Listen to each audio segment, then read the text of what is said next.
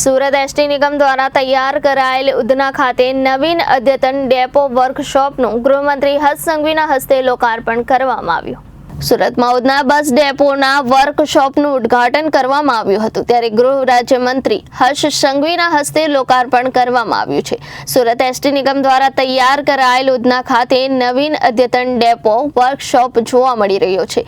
Udhna depot વર્કશોપનું ગૃહ રાજ્યમંત્રી હર્ષ સંઘવીના હસ્તે લોકાર્પણ કરવામાં આવ્યું છે અને આ ડેપો 9000 ચોરસ મીટર વિસ્તારમાં તૈયાર કરાયો છે। ગુજરાત રાજ્ય માર્ગ વાહન વ્યવહાર નિગમ દ્વારા 4.72 કરોડના ખર્ચે આ ડેપો તૈયાર કરવામાં આવ્યો છે। ડેપો વર્કશોપમાં tyre room, mechanical rest room, battery room, oil room, electric room, 2 record room, rest room સહિત અદ્યતન સગવડની સુવિધા સાથે આ ડેપો તૈયાર કરાયો છે। નવનિર્મિત ડેપો વર્કશોપના ઉદ્ઘાટનમાં સ્થાનિક ધારાસભ્ય સુરત સાંસદ મુકેશ દલાલ, મેયર દક્ષેશ માવાણી સહિત અધિકારીઓ અને સ્થાનિકો જોડાયા હતા। Narendrabhai Patil, Shri Ghanshyambhai Italia, Kishorbhai Bindal, collector Shri Saurabh ji, AD Joshi, Ravi निर्मल जी, टीवी गुर्जर અને ઉપસ્થિત આ વિસ્તારના સૌ કોર્પોરેટર શ્રીઓ, ચેરમેન શ્રીઓ અને આ વિસ્તારના સૌ નાગરિકો, મારો એસટી પરિવાર, આપ સૌને આ નવા વર્કશોપની ખૂબ ખૂબ શુભકામનાઓ। તો મારી આપ સૌને અપીલ છે કે આ દિશામાં આપણે સૌ લોકો આ કામગીરીને આગળ વધારીશું। કાલે મુખ્યમંત્રી શ્રી ભૂપેન્દ્રભાઈ પટેલના માર્ગદર્શન ગુજરાતના નાગરિકો માટે 20 નવી હાઈટેક વોલ્વો બસની શરૂઆત કરી। આ 20 નવી હાઈટેક વોલ્વો બસની શરૂઆત આપણે કાલે ગાંધીનગર ખાતેથી કરી, જેમાં 8 બસ સુરત શહેરને ફાળવવામાં આવી છે, 8 બસ રાજકોટને ફાળવવામાં આવી છે અને 4 બસ વડોદરા શહેરને ફાળવવામાં આવી છે। આ 20 હાઈટેક બસો દ્વારા આપ સૌ લોકો આપણા પરિવાર જોડે આ નવરાત્રીનો તહેવાર, દિવાળીના તહેવારે પોતે બધા જ પોતપોતાના ગામ તરફ જવા માટે આ વોલ્વો બસનો ઉપયોગ કરી શકશો। આ વોલ્વો બસની અંદર ટીવીની વ્યવસ્થા, આગ લાગે તો જે સબમરીન ની અંદર જે ટેકનોલોજીનો ઉપયોગ થાય એ પ્રકારે પાણીની ટેન્ક અને ટેન્ક જોડે આખા બસની અંદર સ્પ્રિંકલ આપવામાં આવ્યા છે, જેના કારણે લોકોની સેફટી એની અંદર વધી શકે। માત્ર એટલું જ નહીં, બસોની આરામદાયક સીટો અને બસની અંદર સંપૂર્ણ જેટલી બી બારીઓ છે એ બારીની અંદર ઇમરજન્સી એક્ઝિટ આપવામાં આવી છે।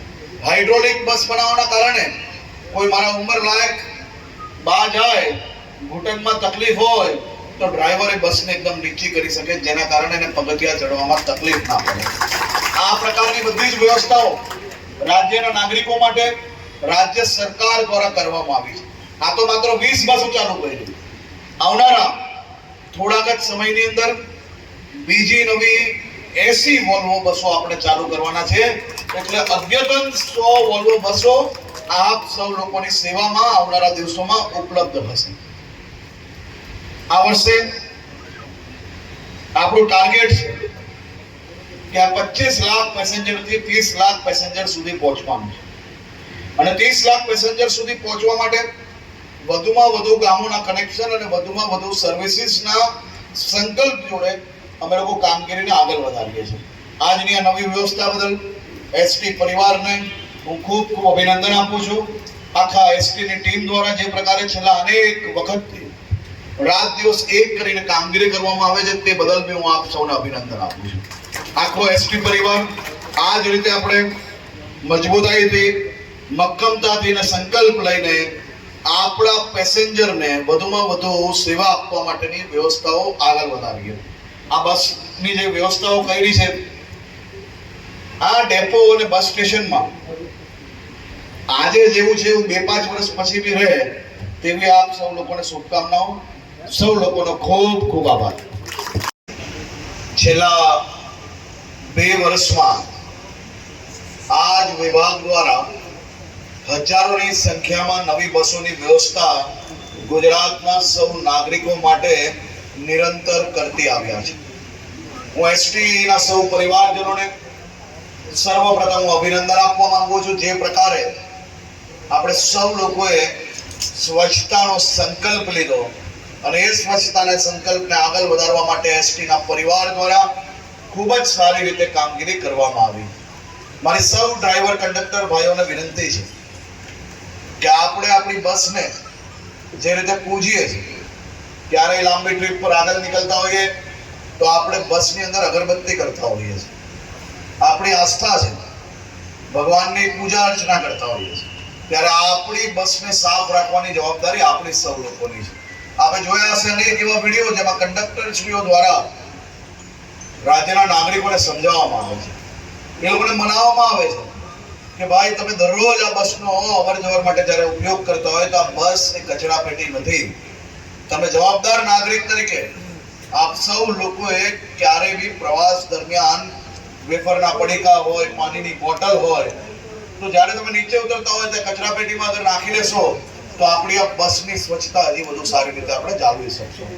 મારી આપ સૌને વિનંતી છે કે આ સ્વચ્છતાની કામગીરીને હજુ વધુ આગળ વધારવા માટે આપ સૌ લોકો ટીમ એસટી પરિવાર દ્વારા મક્કમતાથી સંકલ્પ લઈને હજી આ સંકલ્પને આપણે આગળ વધારવાનો છે, સૌ લોકોએ સાથે મળીને વધારવાનો છે.